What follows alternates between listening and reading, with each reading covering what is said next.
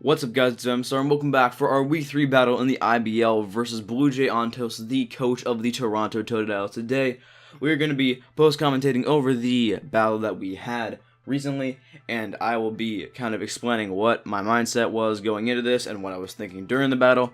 So, without further ado, let's go ahead and start the battle right now. I have not rewatched it really, but I do remember pretty much everything that happened in the battle. So I think I'm the lead with Dipper as she leads with Miltank, her Miltank, and she sets up the Stealth Rocks. And here I'm thinking I probably should just Toxic it to get that chip damage because Miltank is kind of bulky, so we might as well. And then we do that, and I think she goes for a switch. I'm not sure. Let's see here. Switch. Yeah, she withdrew, I believe, into Sableye. Yeah, so he sends out adopted the Sableye, which is a Mega Sableye. She will Mega Evolve it here in a second. And I switch out and go into Toadette, our Breloom, trying to get some Drain Punches off on the Miltank, but I did not realize she was switching into adopted her Sableye. So as you may know, I only have Drain Punches and attacking move, so I do switch out again because it is immune to Drain Punch. So I send out Binky, our Grand Bull, to get some play roughs off on the Sableye, as she now, oh no, she withdrew, never mind, I thought she was gonna stay in. And then she sends out Excalibur, her Virizion. So I should have, oh no, never mind, she withdraws again and goes out into Elsa the Glaceon. That's interesting. Okay, yeah, and then I go for Fire Punch to get some good damage off on the Virizion, but it ends up going to the Glaceon anyways, so might as well get some pretty good damage on the Glaceon right off the bat. And she withdraws the Glaceon, I think goes back into, oh no, goes into Flotsam, her Electros. I just realized now there's two E's at the beginning of Electros. I used to say Electros, but I don't know if it's Electros or Electros.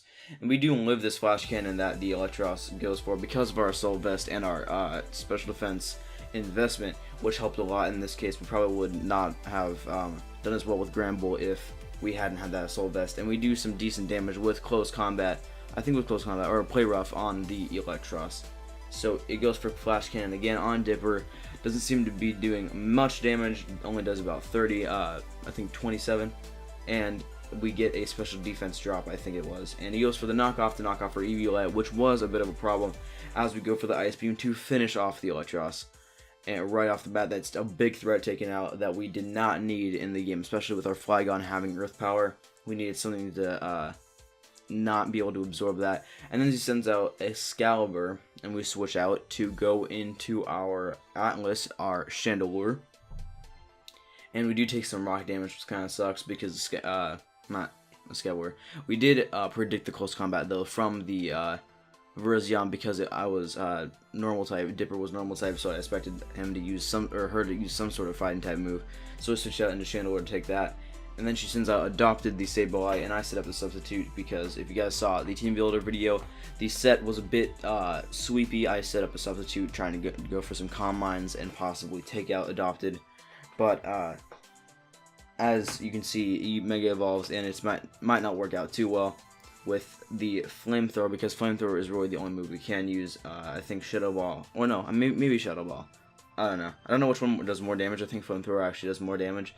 But we do set up the Calm Mind to get some decent damage going, and to hopefully be able to do a decent amount to the Sableye.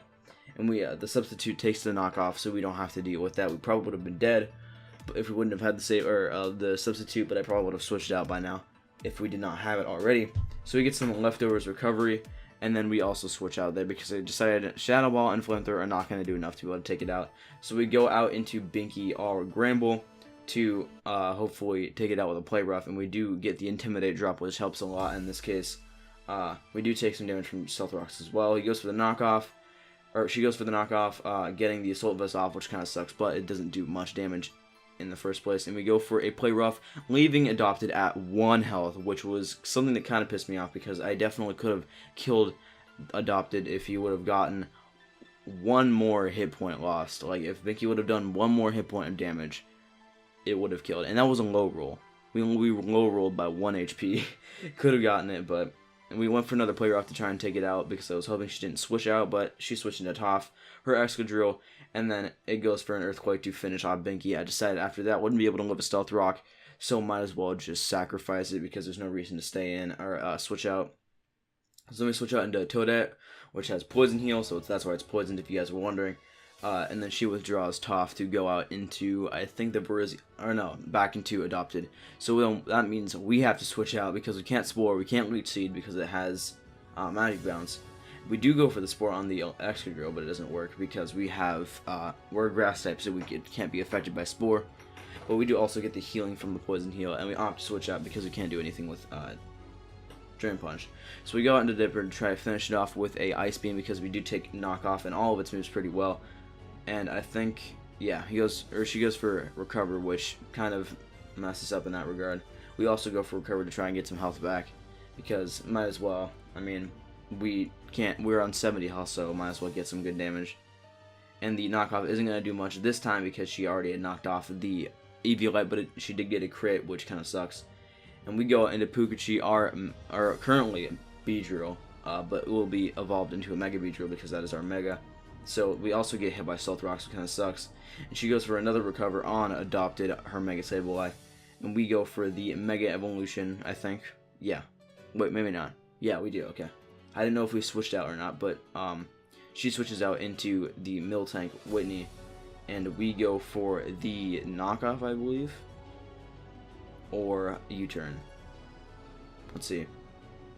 U-turn. We go for the U-turn on the Miltank, hopefully to get some decent damage. And we do get a little less than half. I think about 40-ish%, maybe 38, 37.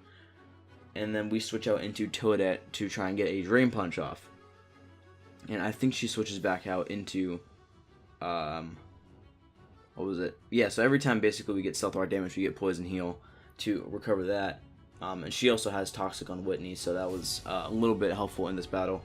As she switches out into Excalibur, her Virizion. And this is where we go for the Drain Punch to try and get some good damage, but I think it only does about half, if I'm not mistaken. Yes, it does do half. And then she goes for the Synthesis. I think she's going to go for another Synthesis, predicting that we go for another Drain Punch. And I go for the, or no, yeah, here I go for the Drain Punch. I think she's going to go for another Synthesis. I'm having trouble like determining what actually is what turn. I go for the Swords Dance after this. And she goes for the Close Combat, so that kind of ruined our chances of doing anything with Breloom. I thought he could take that Close Combat a little bit better because it is invested in HP, and I thought it would do a little better in that regard, but sadly it did not. So we do end up losing Totodiles right here from my Close Combat from the Virizion, but it does get a -2 defense and special defense, so that'll help a lot in the future. I think. Not sure. I think she switches out. Yeah, she switches out here in a second. As you can see, we send in Pikachu, and she decides to switch out to save the Virizion, if I'm not mistaken. Yes, she withdraws out into the Sableye, I think. Yes, adopted the Sableye. As we go, as he takes damage from this knockoff that we were about to use. I almost... See, the mistake I made there is I used knockoff on the Virizion, and as soon as I clicked knockoff, I realized I had justified. But then we do end up one-shotting Adopted with U-turn, which I think was barely able to kill. I think not even able to with U-turn, but since we did get the crit, it was able to kill. Yeah, I was really mad because I almost thought that she would have stayed in when I went for knockoff, and she would have gotten the boost from the Dark type move being used on Virizion with justified. So this is where Right comes in, and Flamethrowers Elsa. She thinks that she can go for an Ice Beam on Flagon, but sadly we had, well, sadly for her, we had Flamethrower in the back of his moveset. So then we go here for Boom Burst to try and get some good damage because I didn't want my special attack lowered with the Draco Meteor. So I go ahead and go for the Boom Burst, and she's kind of stalling now with Milk Drink to try and get my Boom Burst PP to go down.